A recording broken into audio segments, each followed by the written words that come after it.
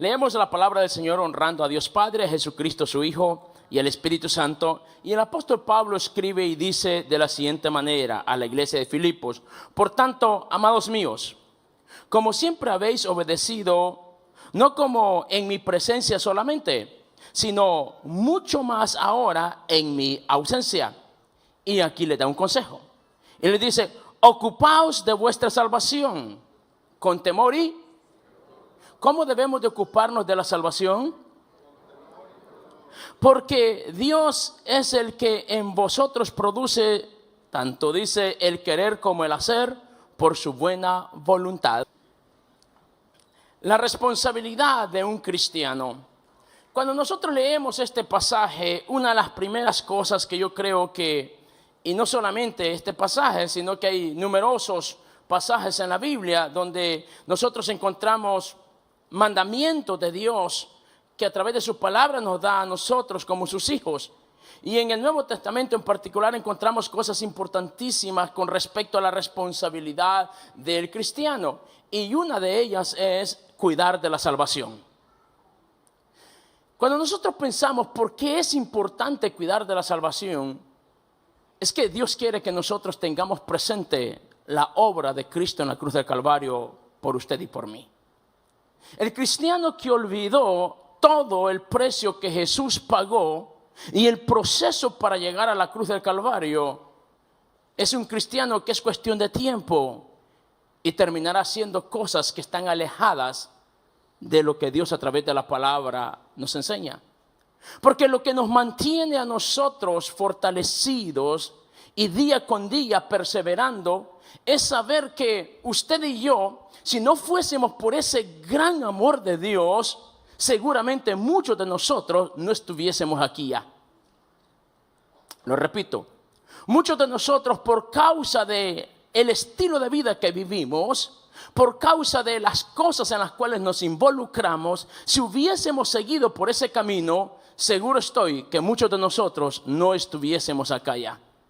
Pero el amor de Dios, su misericordia es tan grande que a pesar de los errores en los cuales nos encontrábamos, a pesar del camino en el cual estábamos caminando, tuvo misericordia de nosotros. ¿Y sabes por qué? Porque cuando Dios ve la humanidad aún en su pecado, mira el sacrificio que su hijo, su único hijo, obró en la cruz del Calvario. Y por eso dice la palabra que por causa de sus misericordias no hemos sido consumidos, porque el amor de Dios nos ha abrazado, nos ha envuelto, nos sigue bendiciendo. Por eso usted y yo tenemos que dar gracias a Dios por la obra de Cristo en la cruz del Calvario, no porque sea bueno, sino porque lo necesito a Él, porque Él es bueno y porque Él se compadece de los que claman y le temen, dice su palabra. Iglesia amada del Señor, la Biblia declara que no hay ningún ser humano que sea bueno, ninguno de nosotros somos merecedores, pero la Biblia sí declara que es por causa de su amor y su misericordia. Por eso cuando nosotros tenemos claro y recordamos con frecuencia esta verdad de todo lo que Jesús tuvo que obrar en la cruz del Calvario, es precisamente lo que el apóstol Pablo dice: cuiden de la salvación. Y véalo, y dice dos principios: con temor y con temblor. ¿Sabe por qué? Porque no hay absolutamente nada que el ser humano pueda hacer para obrar o obtener la salvación. La Biblia dice que no es por obras, no es por tanto esfuerzo, no es por dedicación, no es por absolutamente nada. Es porque Dios en su misericordia envió a que su Hijo fuera a la cruz del Calvario, y todo aquel que cree en este sacrificio y le pide perdón por sus pecados alcanza la misericordia de Dios. Por eso esta mañana estamos contentos, porque hemos sido alcanzados por esa misericordia. No porque seamos merecedores de ello, sino porque Dios ha sido bueno. Por eso dice el apóstol Pablo que debemos de cuidar con temor y temblor. Y cuidar la salvación tiene que ver con eso, con tener presente lo que Él hizo por mí. Y saber que yo me equivoco con más frecuencia de lo que yo quisiera equivocarme. Que yo fallo con más frecuencia de la que yo quisiera. Pero el amor de Dios y su misericordia es amplia para perdonarnos. Por eso me gusta muchísimo aquel Salmo 103, cuando el salmista llega a esta conclusión reconociendo y no puede expresarlo de mejor manera y decir: bendice alma mía Jehová. Y todo mi ser, dice, bendiga su santo nombre. Porque Él es que, si me pueden ayudar con este versículo y préstele atención a este detalle. Porque Él es, dice la Escritura, Salmo 103, el siguiente versículo, dice, porque Él es quien perdona todas. ¿Cuántas de nuestras iniquidades? Y el perdona está en tiempo pasado, presente o futuro. Presente. Dios te perdona hoy. Tiene de ti misericordia hoy. Te alcanza hoy. Te prospera hoy. Dice, Él es quien perdona todas nuestras iniquidades. El que sana, presente, todas nuestras dolencias. Hay dolencias del alma que duelen más que las dolencias físicas. Hay dolencias del alma que duelen más que un golpe físico. Y el Señor dice, yo te puedo sanar hoy. Por eso el salmista dice, bendice alma mía Jehová, porque tienes un Dios que te perdona, un Dios que te sana. Pero dice el siguiente versículo, dice que también Él es el que rescata del hoyo de nuestra vida. Porque en más de una ocasión usted y yo caminamos al borde de la muerte y ni siquiera cuenta nos dimos, pero es que el ángel de Jehová estuvo allí para guardarte, para bendecirte, para rescatarte. Él es el que te rescata. Y no solamente nos corona de favor, y no solamente nos perdona, no solamente nos sana, no solamente el Señor rescata del hoyo nuestra vida, sino que también dice que nos corona ¿de qué? ¿Y de qué más? Misericordia quiere decir favor inmerecido. Y es lo que el Señor está diciendo. Te he bendecido mucho más de lo que tú te has imaginado. Te he bendecido mucho más de lo que sos capaz de valorar y apreciar. Si solamente nos detuviésemos y hiciésemos un recuento de cuán bueno Dios ha sido con nosotros, nos llegaríamos a la siguiente conclusión: somos endeudados del amor que Dios nos ha dado, porque nos ha bendecido más de lo que le hemos pedido. Muchos de los que estamos aquí salimos de nuestros lugares de origen sin nada con nosotros, excepto con una ilusión, y Dios no solamente nos concedió el deseo de nuestro corazón, sino que nos trajo a un lugar donde hemos conocido amigos, hemos tenido una familia, hemos sido prosperados, nos ha dado una iglesia que se ha vuelto una familia para entendernos, para fortalecernos en los momentos de debilidad. Por eso cuando tienes que ver todo lo que Dios ha hecho en tu vida, tienes que llegar a una conclusión: me ha coronado de favores y misericordia. No te ha hecho falta nada, nunca te quedaste sin comer porque no tuviste comida, tienes más de un cambio de ropa, tienes un techo, tienes una familia, tienes amigos. ¿Cuántas bendiciones de Dios hemos recibido? Por eso el salmista dice, nos ha coronado. Y es lo que el apóstol Pablo dice: no ignoren todo lo que Dios ha hecho por ustedes. Los sacó de la condición en la cual estaban. Yo soy de las personas que muy poco, quizás usted me escucha hablar de mi pasado, y quiero decirle algo, y no es que no lo tenga. Cuando yo tengo que referirme a mi pasado, lo hago para vergüenza propia, porque nunca debí de haber llegado hasta donde llegué. Nunca debí de haber cometido los errores que cometí, porque tuve la enorme bendición de haber nacido en un hogar cristiano. Pero la vida me enseña que el pecado destruye y que no se puede jugar con el pecado, porque es cuestión de tiempo y te puede llevar a lo más bajo. Toqué fondo. Yo sé lo que es ver a alguien que saca un revólver a una distancia de menos de 10 pies. Y sé que es también que los amigos con los que andan te abandonen y te dejen solo. Y cuando yo recuerdo esas historias, yo no puedo más que agradecer a la gracia y misericordia de nuestro Dios, porque si estamos en pie es por su gracia y su misericordia. Por eso el apóstol dice: valora la salvación, cuídala con temor y temblor. No hay nada más importante en esta vida que la salvación que de Cristo hemos recibido. Porque la Biblia dice que el mundo y sus deseos pasará.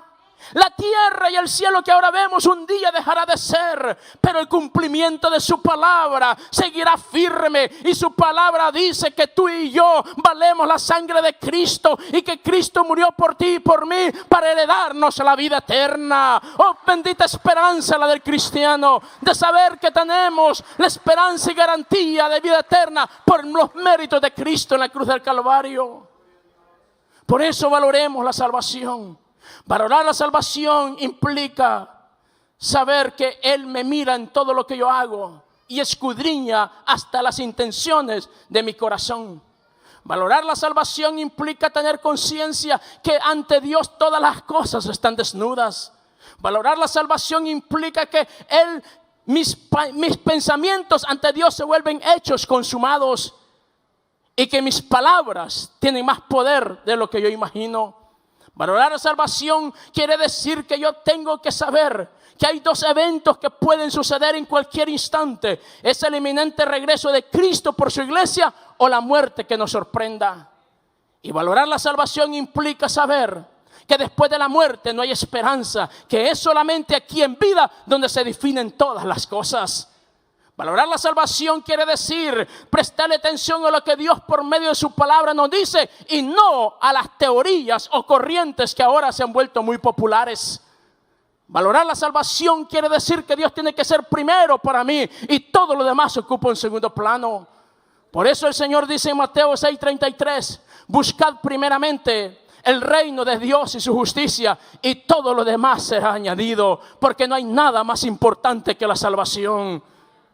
Todo lo que el hombre puede alcanzar, Jesús lo dijo, ¿de qué le serviría al hombre ganarse el mundo entero y perder su alma? Porque nada es más importante que la salvación. Es por eso que un momento de enojo no puede poner en peligro nuestra salvación.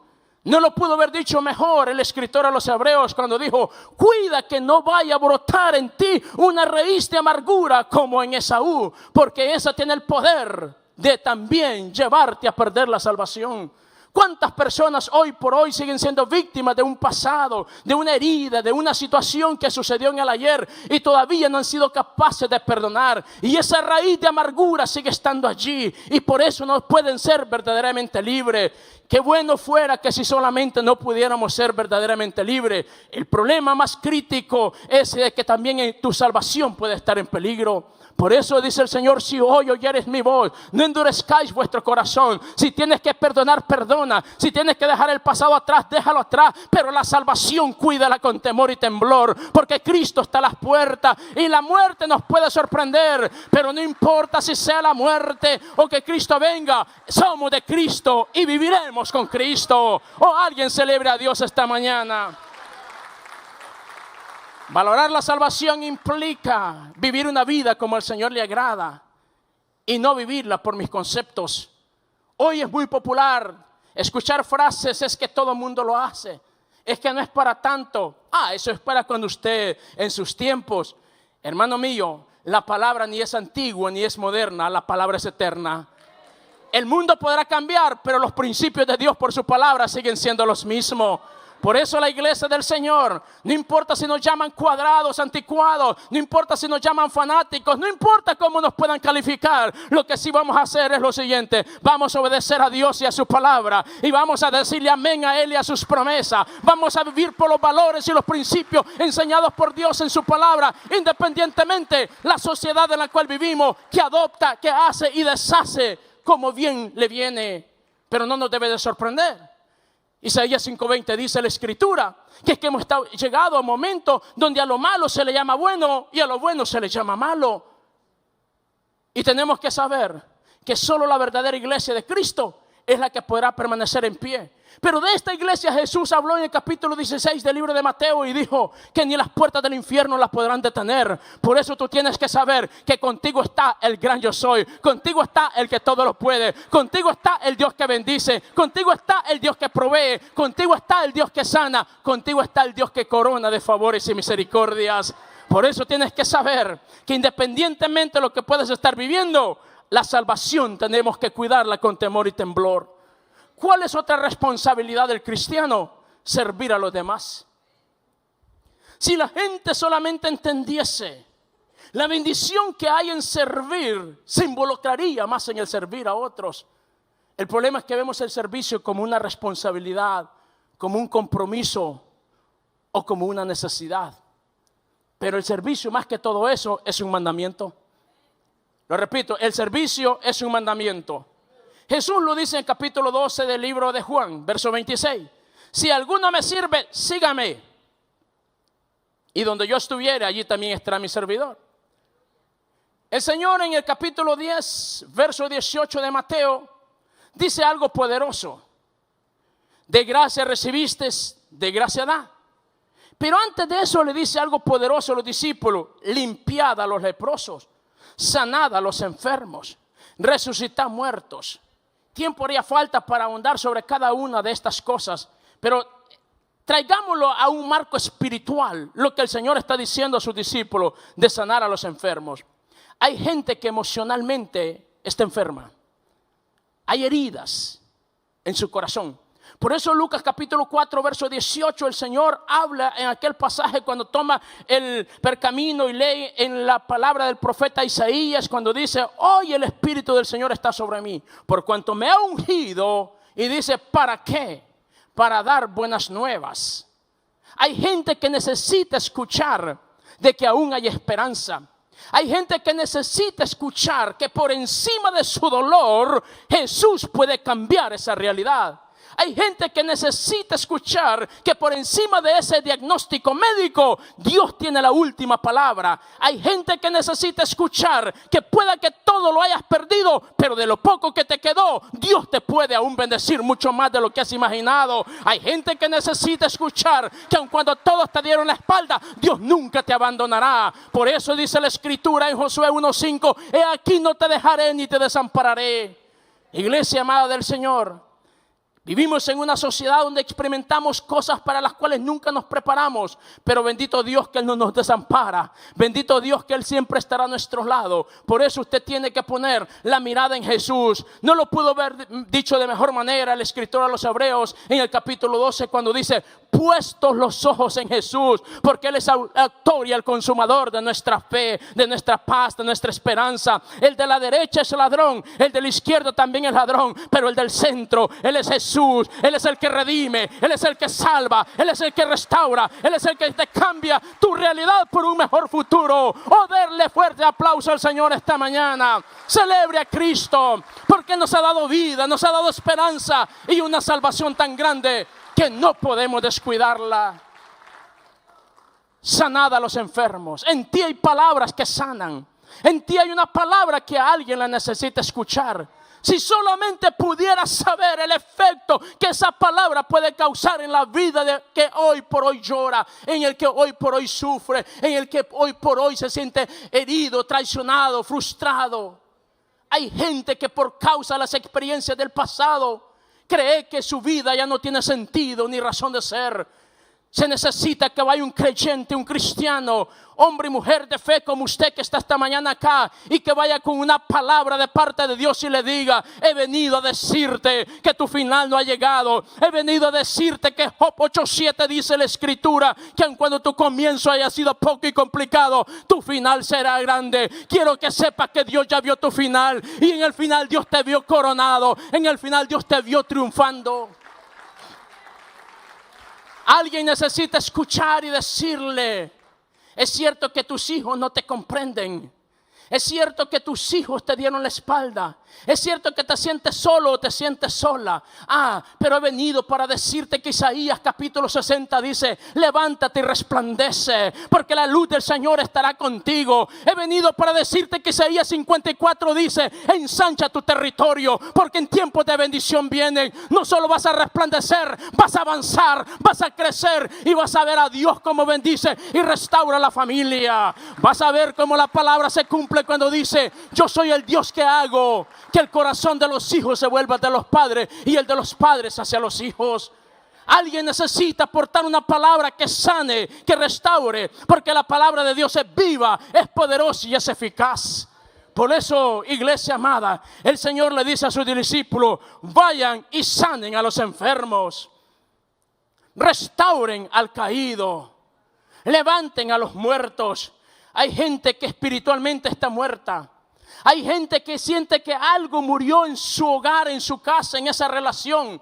Pero dice Romanos capítulo 4: Hablando el apóstol Pablo de Abraham, y dice que Dios es un Dios que le da vida a lo que está muerto. Alguien tiene que saber que Dios no conoce los imposibles. Es cierto que la realidad es dura, es difícil y no deja más que de ser el hecho verídico de algo. La verdad es que mientras mi Dios exista, hay esperanza. La verdad es que Dios, por el poder de su palabra, hace que cosas surjan. Y Dios quiere hombres y mujeres que le crean a Él y que se atrevan a orar y a profetizar por fe y decir: esta es mi realidad. Pero la Biblia también me dice: diga el débil, fuerte soy. Y yo voy a hablar no por lo que veo, pero por lo que creo. No voy a hablar por lo que siento, pero por lo que creo. Esa es la generación que Dios quiere levantar. Gente que le crea a Él, gente que deje de llorar, que se seque las lágrimas y que pueda ver que su futuro en Cristo es más prometedor de lo que le han dicho. Oh, usted tiene que saber, amado mío, que todo aquel que se acercó a Cristo fue restaurado y fue bendecido. Por eso la gente quería estar donde Jesús hablaba, donde Jesús enseñaba, porque Él nunca predicó un mensaje de derrota. Él le dijo a la gente que sus mejores días estaban por venir. Él le dijo a la gente que el cielo le espera y en la eternidad no hay más sufrimiento, ni dolor, ni llanto. No podemos perder el tiempo en pequeñeces y arriesgar nuestra salvación. Por eso el Señor nos llama a servir. Porque es necesario servir, porque es un mandamiento del Señor. Y mire, este mandamiento tiene una promesa. El Señor dijo: si alguno me sirve, haga las cosas como yo las hago. Sígame, eso quiere decir eso. Pero luego agrega y dice: y donde yo estuviere, allí también estará mi servidor. Dicho en otras palabras, si tú sirves al Señor, el Señor dice: yo siempre estaré contigo. Yo estaré en tu casa. Estaré con tus hijos, estaré en tu negocio, estaré en tu empresa. Alguien tiene que creerlo, que la promesa del Señor es que si tú le sirves, Él estará contigo. Y si Él está contigo, todo va a estar bien. Si Él está contigo, un milagro surgirá. Si Él está contigo, no hay por qué temer. Si Él está contigo, hay razón por qué celebrar. ¿Cómo es posible que creamos más a la opinión de la gente que lo que Dios dice en relación al servicio? ¿Qué dice la gente? Allí te consumen el tiempo, allí solo te explotan, allí solo te necesitan. Oh, yo entiendo lo que la Escritura me dice. El Señor dice: fuiste creado para alabanza y gloria de mi nombre. O sea que yo tengo una razón de ser, y la razón de ser es para Él. Romanos 8:36 dice la Escritura que todo fue creado por Él, en Él y para Él. Eso lo incluye a usted y a mí. ¿Cómo es posible entonces que nosotros invirtamos nuestro tiempo, nuestros recursos, nuestra energía en algo que no tiene finalidad de reino? Por eso el día de mañana, cuando nosotros lleguemos al cielo, por eso también hago un paréntesis acá, dice la Escritura: donde está nuestro tesoro, allí también estará nuestro corazón. Que nuestro tesoro esté en Él. Porque el día que estemos en la presencia del Señor, no nos acordaremos de lo que pasó aquí en la tierra. No nos acordaremos. Y la eternidad es ausencia de tiempo. ¿Cómo es posible que 80, 100, los años que sea que Dios nos dé aquí, vaya pues? Nosotros pensemos tanto y nos concentremos tanto en tantas cosas, pero no en la eternidad. ¿Y sabe por qué es importante pensar en la eternidad? Porque en la eternidad se vivirá perpetuamente con Dios en plenitud, pero también la eternidad muchos la vivirán perpetuamente en confusión eterna, como dice Daniel capítulo 12. La eternidad, la Biblia también la describe en el capítulo 16 del libro de Lucas, cuando relata la historia de aquel rico y Lázaro. El rico está en el infierno deseando que alguien moje el dedo en agua y se lo ponga en su lengua, porque está atormentado por las llamas del infierno. El infierno es un lugar de tormento donde nadie debería ir ahí ni por accidente. El infierno es mucho más real de lo que nosotros imaginamos. Y Jesús habló del infierno. Y si nos habla de la salvación, tenemos que entender de qué nos estamos salvando. Por eso es que tenemos que cuidar con temor y temblor la salvación. Porque aquellos que descuidan la salvación o que nunca lo obtuvieron, el final de ellos será el infierno. Y la Biblia dice que allí será el lloro y el crujir de dientes. Y no solo es un año ni dos, es una eternidad. Por eso usted tiene que saber que la Biblia dice que vayamos y sirvamos hablándole a la gente de que Cristo salva y que no hay pecado tan grande que el hombre haya cometido que Dios no lo pueda perdonar. Hay gente que se siente demasiado pecadora. Hay gente que cree que lo que ellos hicieron ya no tiene perdón de Dios. A usted que piensa de esa manera o le han dicho es que lo que tú hiciste no tiene perdón de Dios, quiero decirle lo siguiente: no hay nada tan malo que el hombre pueda hacer que provoque que Dios le ame menos, pero tampoco hay algo tan grande que usted pueda hacer que provoque que Dios le ame más. Él es amor y el amor no cambia. Por eso bendito el Dios de la gloria, que a pesar de mis errores, a pesar de mis imperfecciones, a pesar de mis caídas, me ha levantado, me ha restaurado y me ha dado una oportunidad. Y mi futuro, que es lo más importante, está garantizado. Por eso cuide la salvación. Y el Señor le dice a sus discípulos, por eso decía, el servicio es un mandato. Y el Señor le dice, vayan, sanen, vayan y resuciten. Tus palabras, si la Biblia dice que son vida, tienen vida. Dios a través del proverbista nos dice que en la lengua está el poder de la vida o la muerte. ¿Qué estamos profiriendo nosotros en casa? ¿Estamos hablando vida, un mensaje de esperanza? ¿Qué transmitimos a nuestros hijos? ¿Qué escuchan ellos de nosotros? Ten mucho cuidado cuando tienes esos impulsos por algo que sucedió que no debería haber sucedido. Esa palabra que puedes decir como un producto de una reacción puede marcar la vida de alguien. La Biblia declara y dice que las palabras hieren más que los golpes. Cuida lo que hablas. No hables por instinto, por impulso. Piensa antes de hacerlo, porque nuestras palabras deben de ser de bendición solamente. Es cierto que vivimos en un mundo que está viciado a tantas cosas, pero nosotros somos la iglesia de Cristo, que no somos afectados por la cultura de este mundo, sino por la cultura del reino. Por eso dice Romanos capítulo 12, versículo 2, que debemos de cambiar la forma de pensar y no pensar como piensa la gente de este mundo. Pastor, pero eso es negar la realidad. No precisamente, eso es vivir por fe, porque yo no veo lo que es como tal, sino como yo quiero y espero que esto sea. Por eso cuando yo veo que mis hijos quizás no tienen el mejor comportamiento, ¿qué es lo que voy a hacer? Ir de rodillas y decirle a Dios, Señor, tú conoces esta situación. ¿Sabes qué hizo Abraham cuando el Señor le había pedido a Isaac? Llevó y preparó un altar. Dios te quiere ver al igual que Abraham, postrado en un altar. Quizás no con el hijo físicamente allí, pero en oración estás sacrificándolo y creyendo que tu hijo va a ser restaurado, que tu hijo va a ser bendecido. No te rindas, sigue creyéndole al Señor. Yo no sé lo que la gente pueda ver en tus hijos, pero yo sé lo que Dios mira en tus hijos. Y la Biblia dice que Él mira herencia. Herencia quiere decir futuro, posibilidad.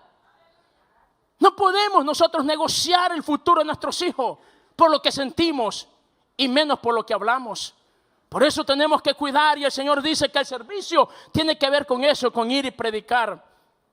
Es que el servicio cristiano, amado mío, es la expresión de amor por agradecimiento por todo lo que Dios ha hecho en nuestras vidas.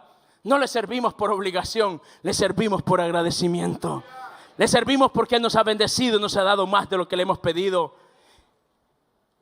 Servimos por amor. Servir también es una forma de adorar a Dios. Es una forma de expresar cuánta gratitud y alabanza hay en nuestras vidas por lo que Él ha hecho por nosotros. Cuando nosotros vemos la vida de Jesús y su ministerio, es impresionante que el servicio a Él lo caracterizó de principio a fin en su ministerio. Y el Señor dice que ejemplo se nos ha sido dado, que sigamos sus pasos. Entonces el servir es una bendición. Diga conmigo, el servir es un privilegio y es una bendición. Si la gente entendiese todo lo que hay detrás del servicio, estaría haciendo fila para pedir una oportunidad de servir. Porque el servicio es un principio tan poderoso que bendice o beneficia quien lo recibe, pero recompensa a quien lo da.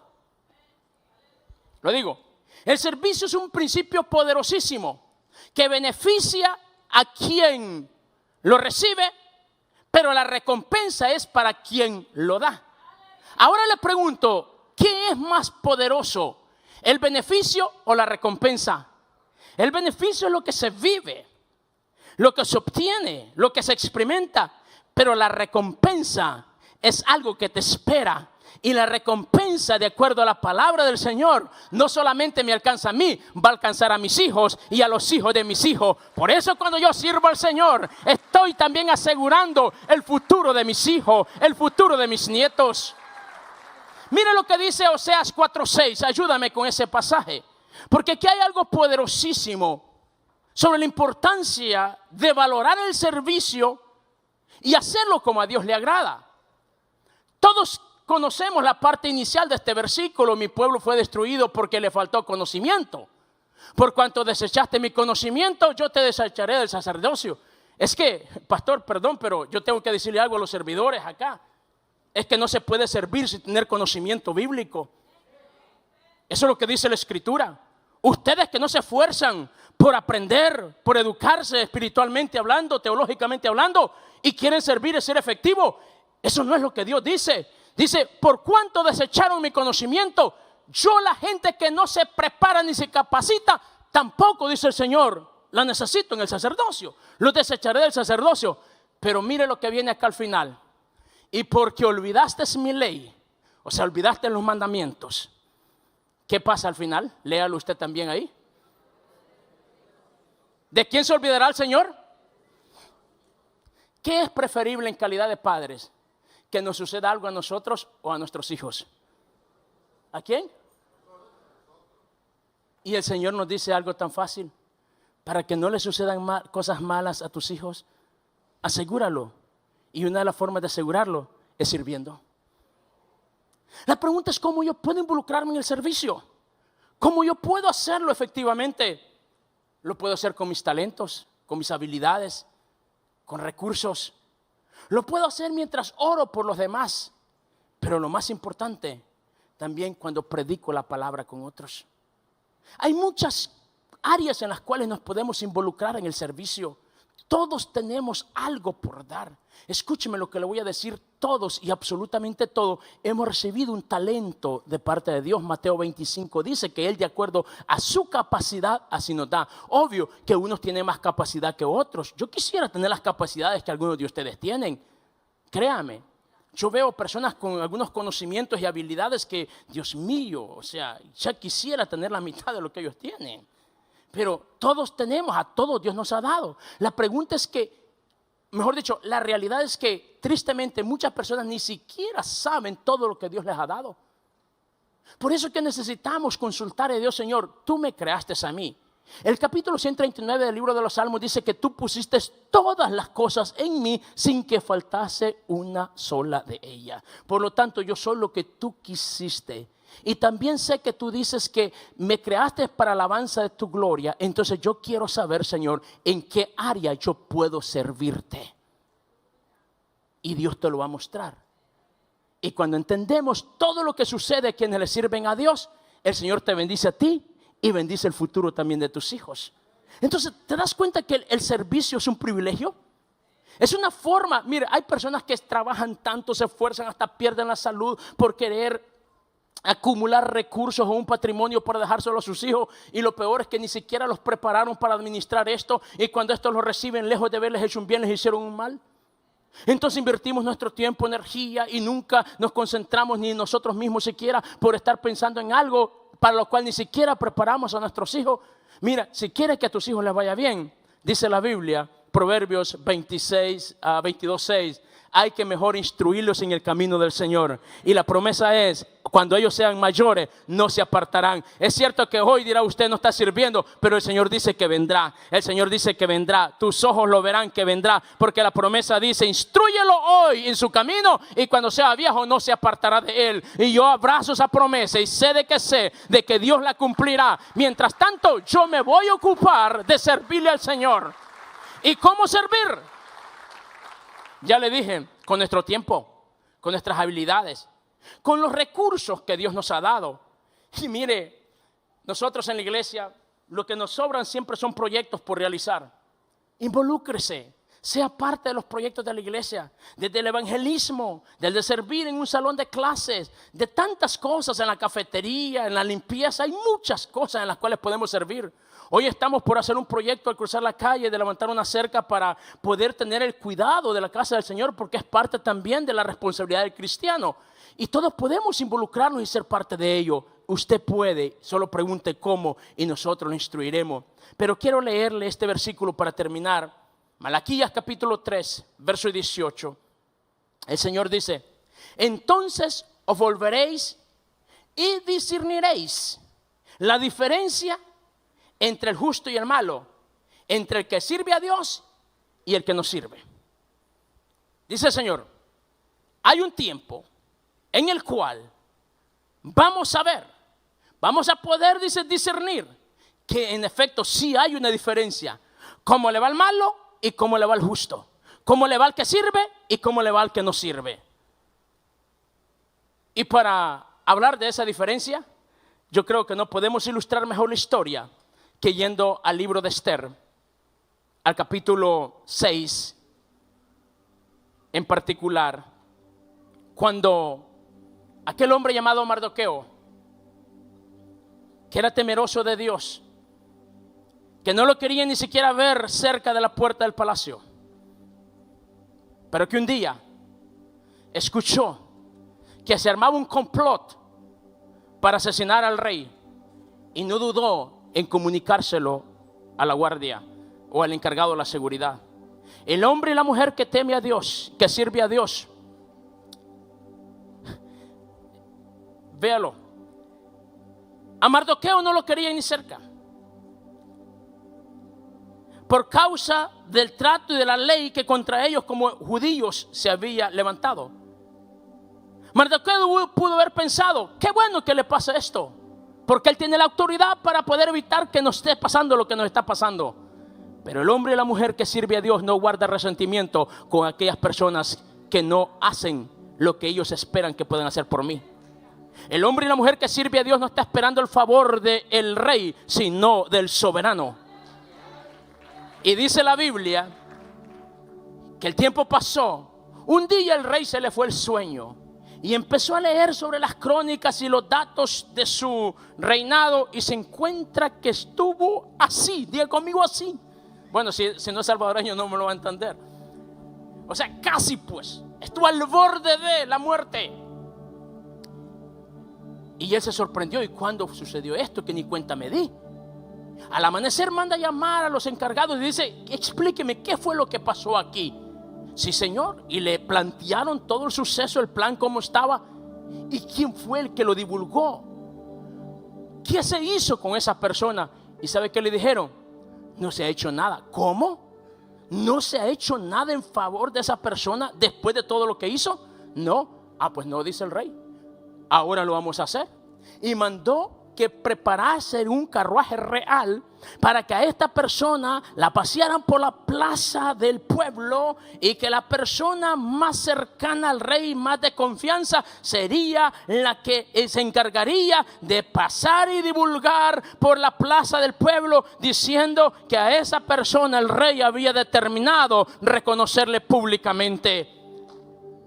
Y cuando llaman a Amán para plantearle la situación, él se arregló el cuello y él pensó que se trataba de él.